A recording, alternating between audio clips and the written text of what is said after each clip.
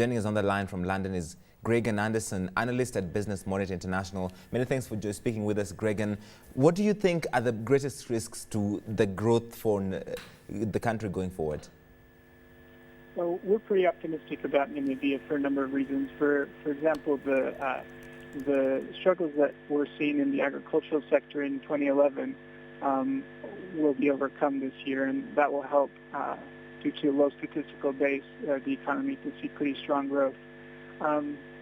Apart from that, although as you mentioned, the global economy is seeing some major headwinds, we think that headline growth will be supported by other aspects of the economy, such as government expenditures, as well as consumption. As inflation has moderated, incomes have greater purchasing power, and we see that having a positive effect on headline growth.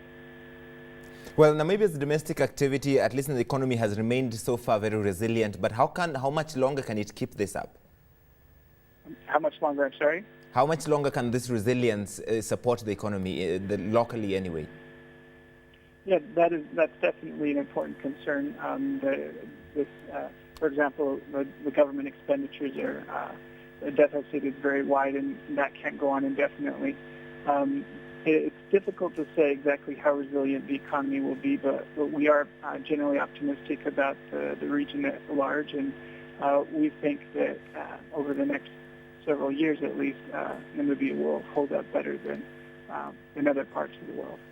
The government is taking very deliberate steps, for one of which is keeping the benchmark rate historically low. The other one is the targeted intervention program on employment and economic growth.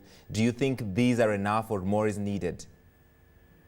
I think that it's what the government is doing now is enough to maintain the sort of growth rates that we're forecasting, which is BMI is forecasting 4.6% growth in 2012.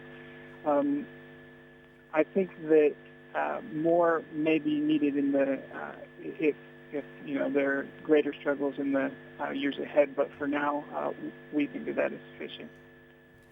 A lot of foreign firms are planning exploratory drives in Nigeria, some of them looking at different minerals, and these might hold the key to the future, do you think?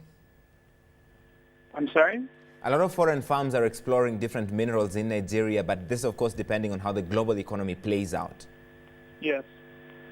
Yes, definitely. The mineral sector is extremely dependent on the global economy.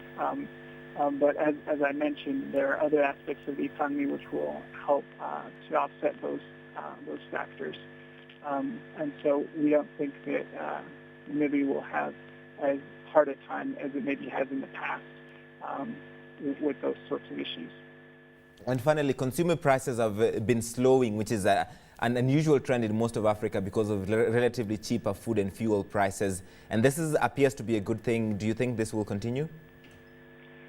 We think we have inflation remaining low. We think that due to the moderation in fuel prices, I'm sure you're aware, the price of Brent crude has collapsed over the past few weeks due to a number of factors.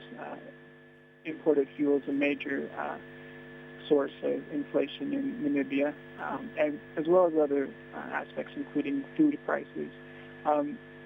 The outlook for these commodities is for continued low prices, and as a result, we think that inflation will stay relatively moderate in Namibia over the coming months. All right, we'll leave it there. Many thanks, Gregan Anderson, with us in London for that insight on the Namibian economy.